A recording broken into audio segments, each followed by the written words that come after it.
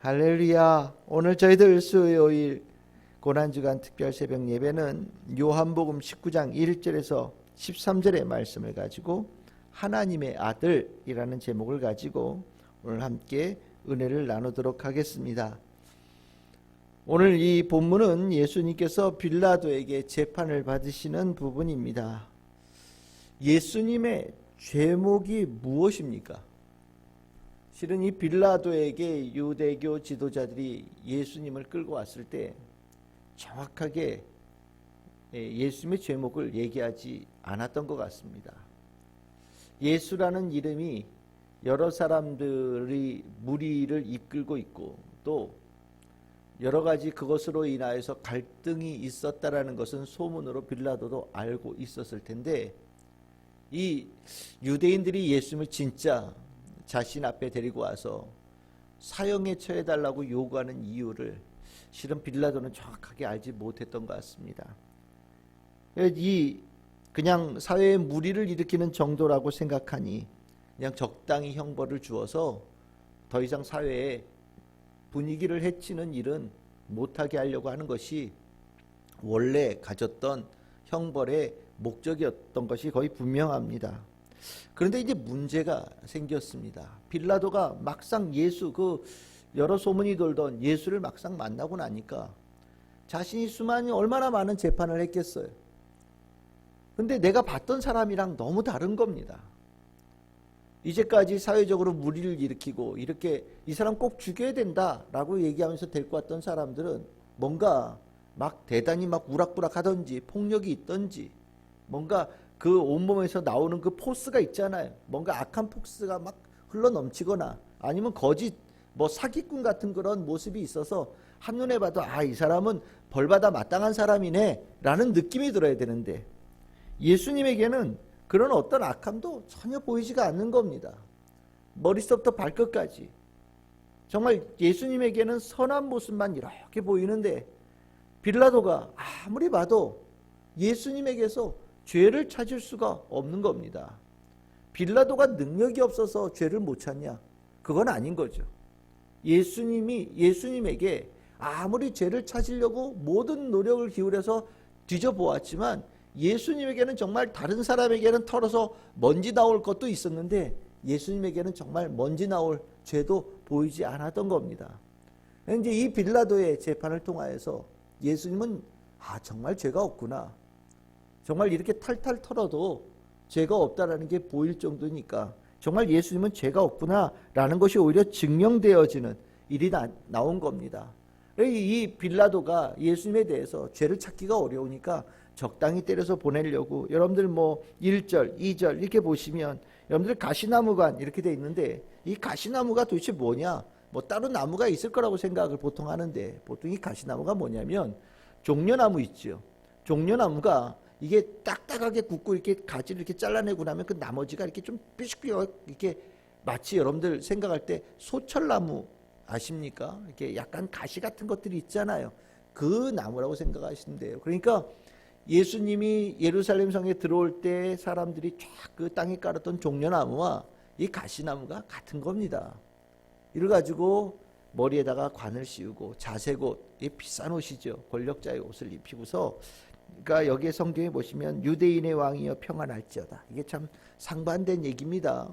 실은 가시관 씌우고 그러니까 우리말로 하면 집단 구타를 한 거예요. 손으로 때렸다라고 얘기하는데 이게 손으로 때렸다는 정도를 넘어서서 발로도 차고 손으로도 때리고 아마 여러 군인들이 돌아가면서 계속해서 예수님을 때렸던 것 같습니다. 그러니까 온 몸이 그냥 피투성이처럼 되어지고 멍도 들고 헝클어진 거죠. 그런데도 예수님은요, 보통 이 안에 악한 것이 있으면 막 누군가 때리거나 위해를 가면 이 속에 있는 본성들이 튀어나오거든요. 근데 예수님은 거기에 대해서 한마디 말씀이 없으세요. 빌라도가 자기 앞에 예수가 이렇게 나와서 두들겨 맞고서 앞에 서 있는데 모습이 참 이 사람 아무 죄 없는데 세상에서 내가 이렇게 연약하고 착한 사람 본 적이 없는 것처럼 느껴지는 것처럼 불쌍하게 보인 겁니다. 그래서 이참에 예수님을 데리고 이제 밖으로 나가죠. 나가서 유대교 지도자들한테 봐라, 이 사람이 무슨 죄가 있어 보이냐. 내가 수많은 사람들을 봤는데 이렇게 막 이렇게 구타당하고 그러면 막 이게 안에서 감췄던 것도 나오는데 이 사람은 맞으면서 정말 소리 한 번 안 내고 이 고통을 감내하는 이 모습을 보아. 이게 정말 불쌍해 보이지 않냐. 그러니까 이 정도면 됐다라고 얘기를 합니다. 빌라도는 이 정도로 끝났다라고 생각을 한 거예요. 근데 유대인들은 아니죠. 그제서야 이 유대인들이 예수님을 왜 죽여달라고 데리고 왔는지 진짜 제목을 얘기를 한 거예요. 그 진짜 제목이 뭡니까? 여러분들 7절에 보면 이렇게 얘기하죠. 그 법대로 하면 그가 당연히 죽을 것은 그가 자기를 하나님의 아들이라 함이라. 유대인들이 예수님을 죽여야 되려고 데리고 나온 이유는 예수가 자기를 하나님의 아들이라고 얘기했기 때문이다. 저는 이 말씀을 이렇게 묵상을 하면서 새삼스럽게 이 마음속에 제가 어제 들어온 그 느낌이 있어요. 그게 뭐냐면 도대체 하나님의 아들이라는 것을 어떻게 증명할까? 우린 요즘에 내 아들이냐 내 아들이 아니냐 뭐 내 자식이냐 아니냐 뭘 구분할 때 유전자 검사하잖아요. 그렇죠? 그리고 우리 말 있잖아요. 아유 그냥 아버지 딱 닮고 어머니 딱 닮고 그 몸은 딱 알겠네 라고 느낌을 받는 게 있잖아요. 근데 하나님의 아들 하나님을 본 적이 없잖아요. 그럼 뭐 하나님을 유전자 검사를 할 수도 없고요. 하나님 얼굴을 본 적이 없으니 하나님 닮았다라고 얘기하기도 어렵고요. 그러니까 우리는 흔히 예수님의 그 지혜로운 말씀, 또 그가 가지고 있는 그 뭐 귀신들이 쫓겨나가는 그 권세, 또 많은 병 고침의 기적들, 이제 요한복음에서는 표징이라고 하는, 표적이라고 하는 이런 단어로 예수님께서 하나님의 아들이라고 증명을 이렇게 하기 위해서 얘기를 하는데 그것이 사뭇 주관적이다라는 느낌이 들지 않으십니까? 만약에 오늘 이 자리에 어떤 분이 이렇게 서서 내가 하나님의 아들이다. 요즘에 하긴 뭐 이단 종파에 이상한 사람들 자기가 무슨 뭐 메시아니 뭐 성령이니 뭐 이렇게 얘기하는 사람들이 있는데 만약에 그런 사람들이 내가 하나님의 아들이다라고 얘기를 하면 여러분들은 그 사람들을 어떻게 구분할 수 있을 거라는 생각이 드십니까? 하나님의 아들의 가장 중요한 징표가 뭐가 될까요? 혹시 여러분들은 어떻게 대답하실 수 있겠습니까? 제가 어저께 이 말씀을 이렇게 묵상하면서 뭐 이거 가지고 오늘 우리가 생명의 삶 본문으로 이렇게 하고 있지만 생명의 삶 본문에 글도 쓰고 이 글을 쓰기 위해서 묵상도 꽤나 오래 했었는데 새삼스럽게 어저께 이 단어가 제 마음속에 들어왔어요. 저는 그 중요한 단어를 본문을 이렇게 읽으면서 느꼈습니다. 그게 뭐냐? 여러분들 이 말씀을 이렇게 말씀을 보시면서 예수님께서 왜 그렇게 구타를 당하는데 아무 말 하지 않으셨을까? 정말 다른 사람들 같은 고함도 지르고 시름소리도 내고 막 욕도 하고 했을 텐데 왜 아무 소리 하지 않으셨을까? 그리고 우리가 그 뒤에 보시면 빌라도가 깜짝 놀랐거든요. 하나님의 아들이라는 얘기를 듣고 갑자기 두려워진 거예요. 그래가서 들어가서 예수님에게 말합니다. 너 어디서부터 왔냐? 네 아버지가 누구냐? 뭐 이런 얘기를 물어본 겁니다. 그랬더니 예수님께서 그냥 솔직하게 나 하늘로부터 왔다 이렇게 말씀하시면은 좀 쉽게 풀렸을 텐데 오늘 예수님 뭐라고 했냐? 대답하지 않으십니다. 그러니까 뭐 아니다, 맞다 이런 얘기가 없고 아예 말씀을 안 하시는 거예요. 그리고 나서 예수님께서 하신 말씀이 뭐냐? 빌라도가 내가 너에게 죽일 수도 있고 살릴 수 있는 권한이 나에게 있다. 너 모르냐? 라고 얘기하니까 예수님은 이렇게 얘기하십니다. 이 권한은 하늘로부터 주어진 거다. 네가 죽이고 네가 살리고 좌우를 할 수 있는 게 아니다. 라고 예수님께서 말씀하시거든요. 이 내용을 실은 우리가 예수님께서 왜 아무 말씀 안 하셨지? 왜 맞으면서 아무 소리 안 하셨지? 왜 솔직하게 자기가 누군지 얘기하지 않으시지? 라는 것으로 그냥 끝나고 이상해 라고 생각한다면 실은 여러분들은 성경을 아직 잘 모르는 거죠. 예수님께서 이렇게 반응하시고 성경에서 예수님이 이렇게 하셨다는 것을 적은 이유는 바로 이 모습이 성경에서 앞으로 올 하나님의 종 메시아가 이 모습으로 세상의 모든 죄를 감당하게 될 것이라고 하는 하나님의 약속이 있었기 때문입니다. 우리가 예수님께서 그냥 착해서 말 안 하고 그냥 감추고 싶어서 얘기 안 하고 귀찮아서 얘기 안 하고 그렇게 생각하면 그건 완전한 오산이에요. 여기 예수님께서 하신 모든 것은 성경에 있는 말씀을 그대로 이루게 하기 위해서 그 모습을 그대로 실행하신 거거든요. 그 말씀이 어디 나오냐? 너무나도 유명한 말씀이죠. 이사야서 53장의 말씀이에요. 이사야서 53장에 보시면 하나님께서 하나님의 아들, 하나님께서 귀하게 여기시는 종에게 특별한 사명을 맡기신다라는 겁니다. 그가 의로운 종인데 세상의 많은 사람들의 죄를 대속하는 그런 역할을 맡기신다라는 거예요. 그래서 이 53장을 뭐라고 표현하느냐? 고난받는 의로운 종의 노래다, 이렇게 표현하거든요.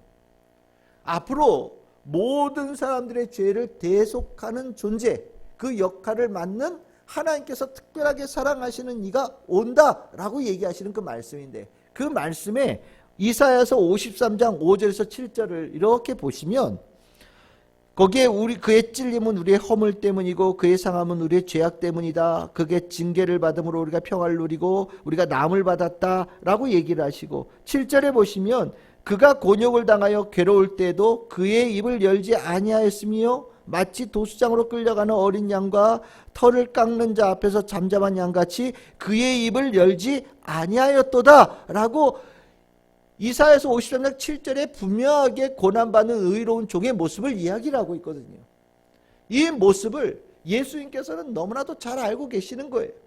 그래서 이 모습의 실행, 순종의 모습이 자기에게 맡겨진 귀한 사명이라는 것을 예수님께서는 분명하게 아시고, 아파도 괴로워도 또 한편으로는 너무나도 억울하고 또 이것은 부당한 일이라는 것을 너무나도 잘 알고 있었지만, 예수님께서 이 모든 사람들의 죄를 대속하는 사명을 자신에게 주셨다는 것을 분명하게 아셨고 그것을 순종하고 실행하는 자로 오셨기 때문에 있는 그대로 말씀을 따르셨다라는 거예요. 우리가 하나님의 아들의 증명이 뭐냐? 오늘 읽었던 요한복음 19장 1절 13절에 분명히 얘기합니다. 하나님의 뜻대로 순종하는 것을 통해서 하나님의 아들이 증명되어지는 거예요. 하나님의 뜻을 알고 순종하고 그것을 그대로 실행할 수 있는 것, 그 가운데 저분은 하나님의 아들이구나 라는 것이 확실하게 드러난다는 것을 여러분들 분명히 아셔야 됩니다. 이 순종, 하나님의 뜻을 알고 실행하는 이 순종이 하나님의 아들의 가장 중요한 표징이에요. 아무리 말을 잘하고 아무리 성경에 대해서 지식이 많고 아무리 대단한 일을 하는 것처럼 보여도 하나님의 뜻에 순종하지 않으면 하나님의 아들로 얘기할 수 없는 겁니다. 그러니 요즘에 자기 스스로 늘 있는 거지만 자기가 하나님의 아들이다, 자기가 재림주다, 자기가 성령이다 얘기하는 수많은 사람들이요. 저 사람들이 진짜 하나님의 아들이거나 보혜사 성령이거나 재림주라고 한다면 저렇게 안 살죠. 하나님의 말씀대로 순종하는 모습이 그들에게 없어요. 그들에게 얘기하는 건 뭐냐? 내가 이것을 알고 내가 이런 계시를 내가 너희들에게 전하고 내가 특별한 지식이 있다라는 것으로 얘기를 하지, 예수님이 하나님의 뜻을 그대로 실행하는 것을 순종하는 모습으로 내가 하나님의 아들이라는 것을 보여주는 데는 턱없이 부족한 사람들입니다. 중요한 겁니다. 예수님께서 하나님의 아들이라는 것을 증명되어지는 것은 순종하면서 나오는 거거든요. 그러면 이걸 우리에게 대입하면 어떻게 얘기를 할 수 있겠습니까? 우리가 하나님의 아들, 우리가 하나님의 백성, 우리가 예수 그리스도의 제자, 우리가 주님의 은혜 입어서 크리스찬으로서 성도로 살아가는 이 귀한 모든 자격의 증명은 무엇으로 될까요? 바로 하나님의 뜻대로 행하는 자, 하나님의 말씀대로 순종하는 자를 통하여서 증명되어진다는 겁니다. 이걸 조금 다르게 얘기하면 하나님의 말씀에 순종하지 않고 예수 그리스도의 말씀에 순종하지 않으면 하나님의 백성이라고 얘기할 수 없는 거예요. 오늘 예수님 하나님의 말씀대로 그대로 순종하고 계십니다. 그런데 예수를 죽여야 된다라고 얘기하는 유대교 지도자들의 모습은 어떻습니까? 성경에 대한 지식은 그 누구보다도 뛰어난 사람들이었지만 하나님의 뜻에 순종하는 것에 대해 전혀 관심이 없던 사람들이에요. 겉으로는 하나님의 귀한 일을 하고 있는 제사장의 옷도 입고 하나님의 제사장이라고 하는 그럴듯한 직함도 가지고 있습니다. 하지만 그가 하나님의 뜻대로 행하는 것에 전혀 관심이 없기 때문에 그는 하나님께서 절대로 하나님의 백성으로 인정하지 못하는 사람이 되어지는 겁니다.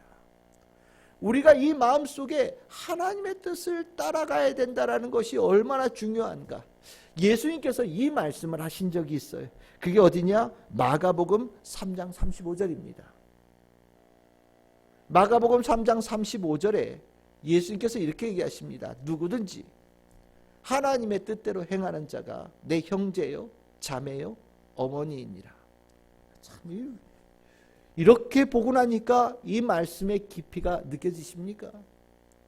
밖에 어머니 찾아왔습니다. 형제가 찾아왔습니다. 예수님은요, 하나님의 뜻대로 행하는 자가 내 형제다, 내 자매다, 내 어머니다. 하나님의 뜻대로 행하는 자가 하나님의 자녀다, 하나님의 아들이다, 하나님의 딸이다, 하나님의 백성이다 라고 예수님께서 분명하게 선언하고 계시는 겁니다.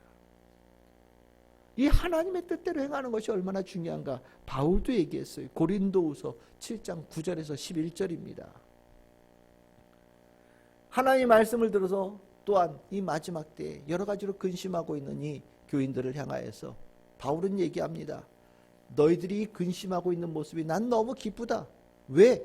하나님의 뜻을 깨달아서 근심하는 거니까.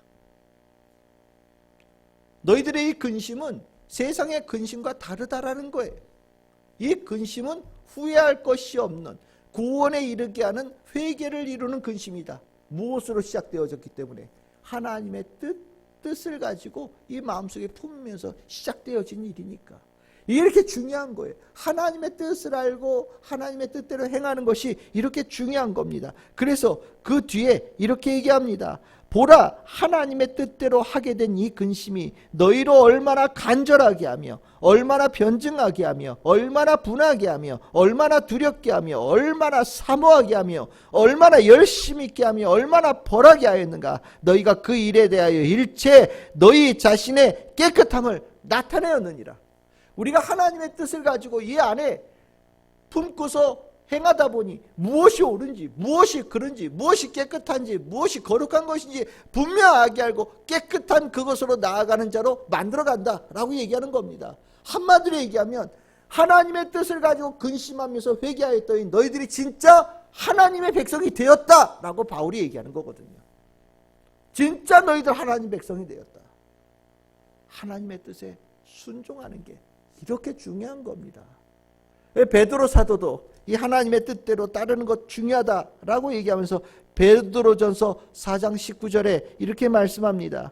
그러므로 하나님의 뜻대로 고난을 받는 자들은 또한 선을 행하는 가운데 그 영혼을 미쁘신 창조주께 의탁할지어다. 아멘. 이 말씀이 조금 번역이 어렵죠. 새 번역이 이렇게 되어 있습니다. 그러므로 하나님의 뜻을 따라 고난을 받는 사람은 선한 일을 하면서 자기 영혼을 신실하신 조물주께 맡기십시오 라는 그 번역을 했는데, 우리가 하나님의 뜻대로 이 땅에서 순종하며 실행하는 자는요, 그 영혼을 하나님께 맡겨도 돼요. 왜냐하면 하나님께서 그 영혼을 인정하시고 구원하시기 때문입니다. 왜요? 하나님의 자녀니까. 우리는 여기서 분명하게 알 수 있습니다. 예수님은요, 하나님의 뜻에 끝까지 순종하셨어요. 하나도 남김없이 하나님의 뜻에 순종하셨습니다. 예수님은요, 그 순종하심으로 자신이 진정한 하나님의 아들이라는 것을 증명하셨습니다. 십자가를 지시기까지 순종하심으로 예수님은 정말 하나님께서 보내신 위대한 구원자 메시아라는 것을 증명하셨습니다. 그 위대한 순종의 모습은 예수님께서 우리에게 보여주시고자 했던 가장 중요한 모습이었고, 또한 예수님께서 너희들이 나를 섬기려거든 나를 따라라 라고 명령하셨던 그 명령의 가장 중요한 모습이에요. 따르는 자, 어떤 모습으로 따르는 겁니까? 하나님의 뜻에 순종함으로 따르는 거예요. 어디까지 따릅니까? 예수님께서 죽기까지 따랐던 것처럼 하나님의 자녀들, 우리 크리스찬들도 예수님처럼 끝까지 따르는 성도들이 되어야 되는 겁니다. 우리는 이 고난주간에 다른 결단으로 서 있는 거 아니에요. 계속해서 거듭해서 말씀드리지만 끝까지 내가 믿음 지키고 예수를 따르겠다는 결단으로 이 고난주간에 주님 앞에 내 결심을 올려드리는 시간을 갖고 있는 겁니다. 끝까지 예수 그리스도를 따를 수 있는 자들에게 부활의 영광이 임하는 거예요.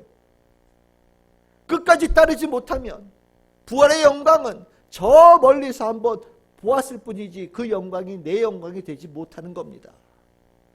우리가 이 주님께서 말씀하신 끝까지 나를 따르라고 하는 이 말씀이 쉽다면 아마 이렇게 길게 얘기할 필요도 없을 거예요. 하지만 예수님께서는요, 이것이 참으로 수많은 방해가 있고 어려움 속에서 우리가 이루어야 될 목표이기 때문에 예수께서는 우리에게 거듭해서 말씀하시는 겁니다. 여러분들, 내가 주님의 자녀라는 이 모든 것, 주의 말씀의 뜻대로 행하는 순종함에 있다는 것 꼭 기억하시고, 여러분들의 삶의 중요한 목표가 무엇이냐? 주의 뜻대로 사는 것, 주의 말씀에 순종하며 사는 것, 예수님의 본처럼 죽기까지 순종하며 주의 영광을 나타내는 모습으로 살아가는 것, 우리 참 즐거운 교회 성도들의 삶의 귀한 목표, 삶의 결단 되시기를 주님의 이름으로 축복합니다. 아멘.